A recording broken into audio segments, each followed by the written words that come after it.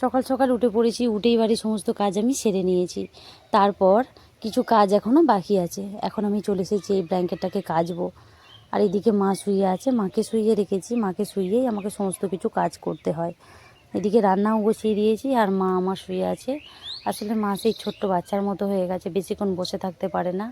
আসলে মা তো একদম হাঁটাচলা করতে পারে না। তার মধ্যেই মাকে আমি স্নান করিয়ে দিয়েছি। আজকে সকাল করেই মাকে স্নান করিয়ে দিলাম। অন্যান্য দিন 12টা বেজে যায়, আজকে 12টার আগেই করিয়ে দিলাম। এখনও আমার কিছু রান্নাবান্না বাকি আছে। আর মা আমার এখন কিছুক্ষণ বসে থাকবে চুলটা শুকানোর জন্য। একটা ডাব ছিল, সেটাই মাকে আমি কেটে দেবো। মা এখন এটা ততক্ষণ খাবে, আর আমি আরও বাকি কিছু কাজ আছে সেই কাজগুলো সেরে নেব। এই মাছটা আনা হয়েছিল, এটাকেই আমি এখন ধোবো। একটু পরিষ্কার করেছি আর ভালো করে একটু ধুতে যাচ্ছি। আর এই ফুল গাছটা সবজি বাগানে ছিল, ওখান থেকে আমি তুলে এনেছি, এনে টবেতে লাগাবো বলে। এটা আমিই লাগিয়েছিলাম, সবজি বাগানে মাটিটা ভালো বলে ওখানে খুব ভালো হয়। আপনারা ভালো থাকবেন, সুস্থ থাকবেন।